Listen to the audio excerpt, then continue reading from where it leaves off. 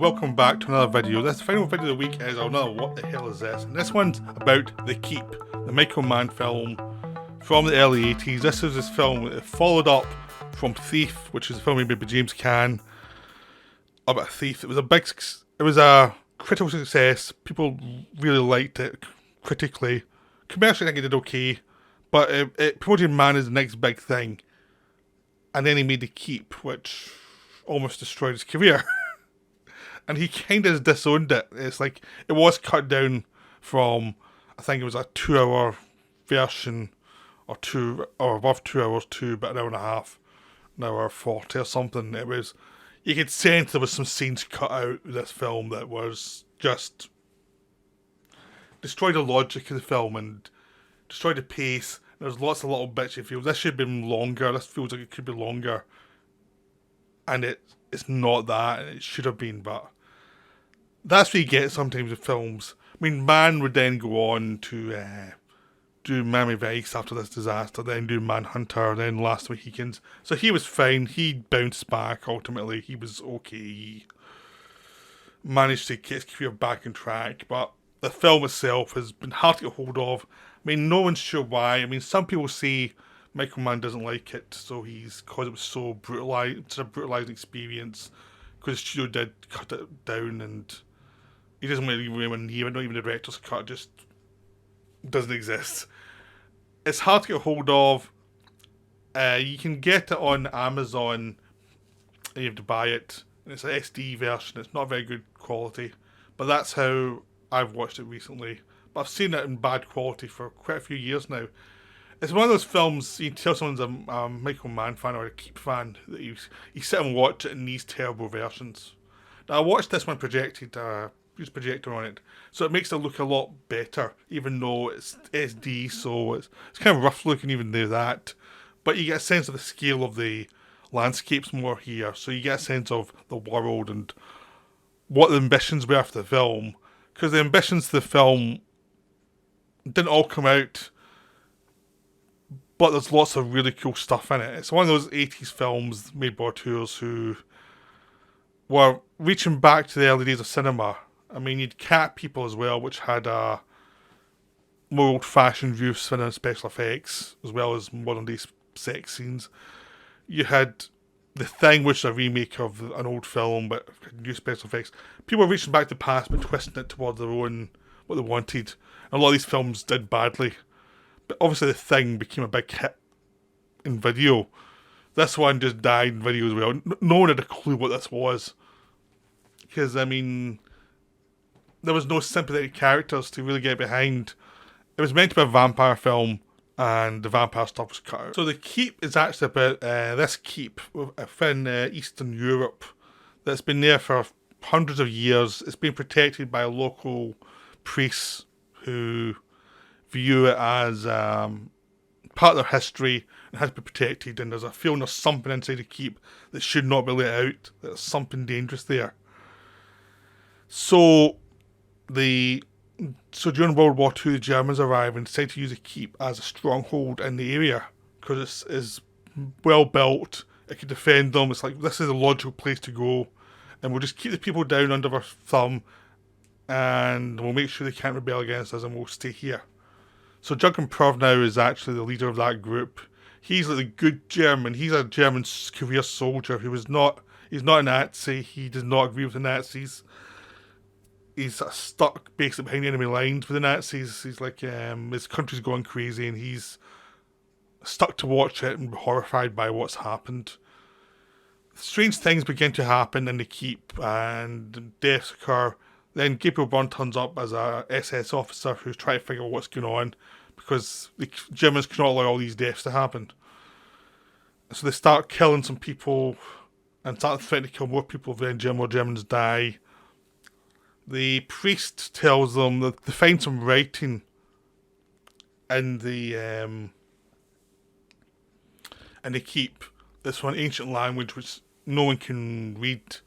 But the local priest says there's a Jewish intellectual played by Ian McKellen who's in one of the camps, a concentration camp, and he can read this stuff. So they get him and his daughter out of the camp before they're killed to come to the keep and try and decipher it for them.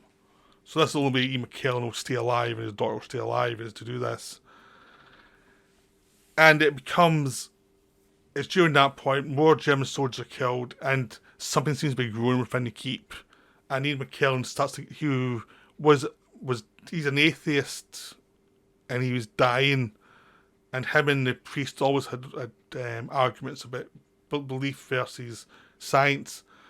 And he starts to McKellen starts to get younger and healthier as he becomes affected by the keep and the creature inside. And the creature inside is saying to him, "Look, I can help you. Like, your people are being destroyed by these awful people, these Nazis. I'm trapped in here. If we take this thing out of the keep, I can get out and I can defend your people against these awful Nazis. So I can be a solution for this horrible problem you're stuck with."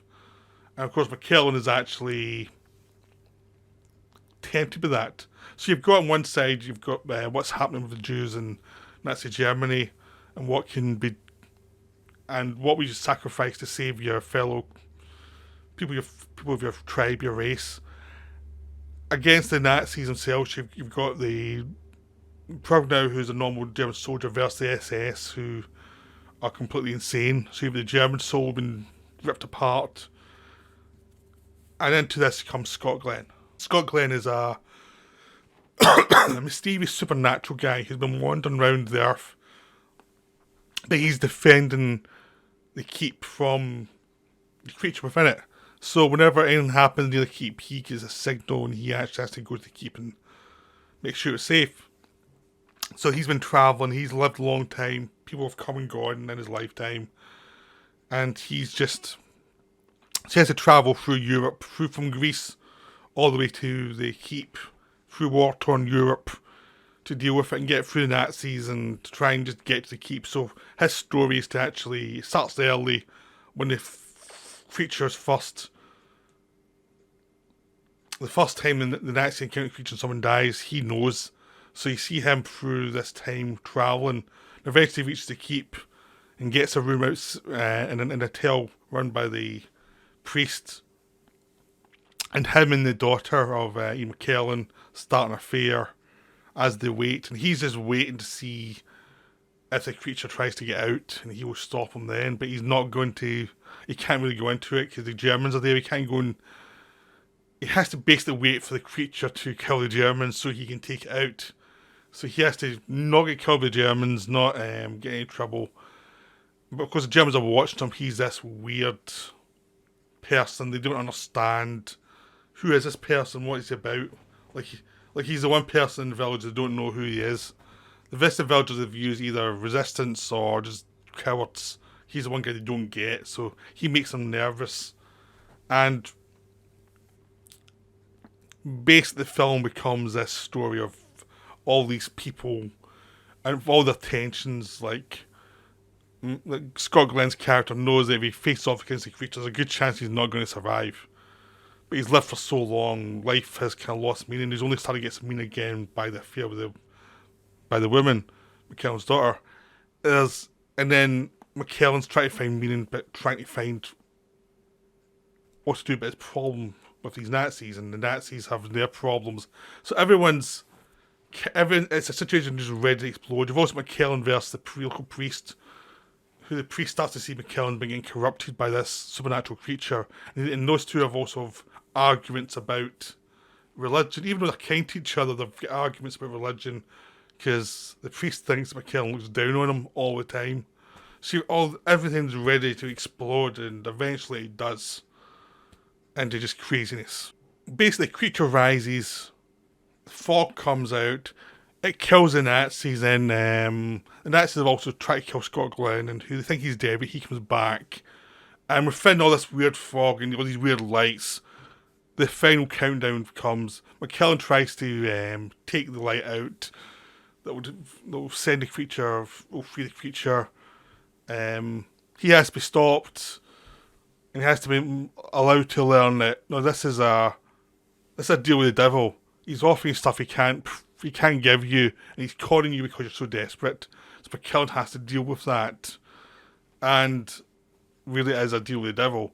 And you've also got Glenn trying to deal with the creature. You've also got the two Germans fighting each other, basically. Like, Jürgen Prochnow is basically saying to Gilbert Byrne, what's the say to keep? It's you, it's your immature fantasies that's created this hellhole in the world. That's the keep is just a manifestation of that.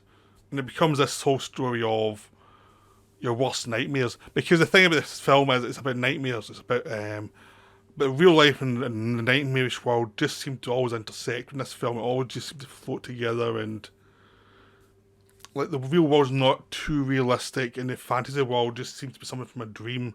You've got all these weird corridors which people walk down. The Germans are awful, and the behaviour is awful as ever done in history. So they really are despicable in this film, apart from one or two decent ones, but the rest are horrible. And just this dreamlike logic to the whole thing, how the film's editing and floats from one scene to the other. Even though there's some scenes being cut out, and you can sense that certain things don't have the weight it should because of the scenes cut out. Like the romance between Scott Glenn and the daughter doesn't have the weight it should have, because you sense there's some more there that was cut that you needed to actually give it some weight that's just not there. But also you get a sense of the world floating around this dream-like structure that's been affected by the creature in the keep, is who's attacking your subconscious almost through the filmmaking. It's like, this is what the people are feeling as we're in this area, that nothing's quite real, but it feels real, and it's almost like you're slowly going back in time towards something elemental. Like you're these people from the modern world going to this keep that's from the past, from a past culture, and then slowly you get towards and more into the keep. You see these old structures that seem almost like from an earlier civilization that's died. It's very Lovecraftian feeling. It's very elemental, and you just feel like this kind of world's floating through the rest of the world now, and it's creating this madness for anyone nearby. So instead of becoming a vampire story, which was an original novel, becomes this story of subconscious and subconscious desires and subconscious tensions that create madness. And then as a monster gets stronger, he can affect the real world more. But even when he kills other people, all these Nazis, it does feel like it's a dream-like structure of how they die. Ultimately, you don't see them die, and it's all about lights and fog and these rotted husks of people who have died off screen, and you see this whole mass of graves at some one point of all the dead Germans that you've never seen die, but they were there and suddenly they're just corpses. And it's just very haunting. The whole thing is a very haunting feel. But it doesn't work as well unless you've seen it projected. And even projected with a bad quality, you're still sensing it. There's just this feeling to it. But it's not going to appeal to everybody. I mean, this film is a prime example of will not appeal to most folk. I mean, most people who watch this video, if you watch the film, you'll think, what the hell is he talking about? This makes no sense. Because it has been cut, and it doesn't make sense on a plot level a lot of the time. You have to really be watching it carefully, because you're feeling a lot of stuff that might have actually made sense of it is gone, and you've been left with this thing that is working on an elemental subconscious level. But it's not a very satisfying film if you're looking for a conventional monster movie. If you're looking for an art house monster movie, you're going to find a lot more there. But like, chases are not really in it. You know, dread is much more about a national dread of Nazism. It's much more about the dread of what you're not seeing, but what dread lies behind the lights and darkness and things that you can't quite put your finger on. That's what it's about. But it's not a satisfying thing for most people because it's not really tied into anything that they can relate to. I mean, there's vampire things in the original novel which aren't brought in. Instead, it becomes a story about a keep that's actually all about your subconscious, and it's all based in German expressionism, which deals with subconscious desires and subconscious fears, and that's what it's going for in a very self-conscious way. And there's lots of stuff that doesn't work. There's lots of stuff about the lights that are too abstract for their own good. There is lots of that. It's very interesting, but it's like, you could hate it. I mean, you're probably going to hate it if you watch it. You're probably really going to hate it.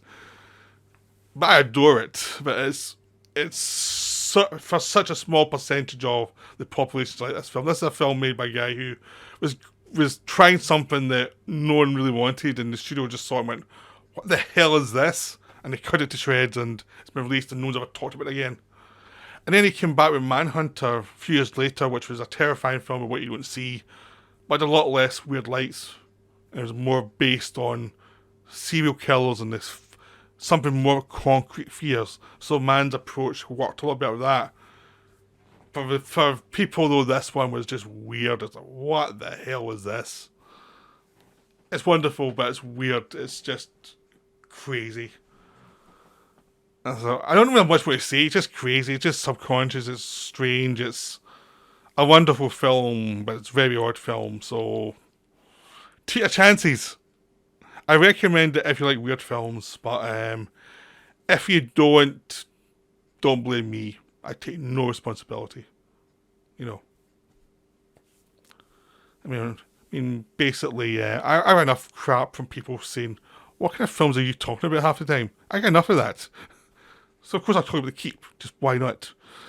Right. Anyway, I hope you enjoyed this, and I'll be back soon with some more videos. But that's me for now. Right, bye.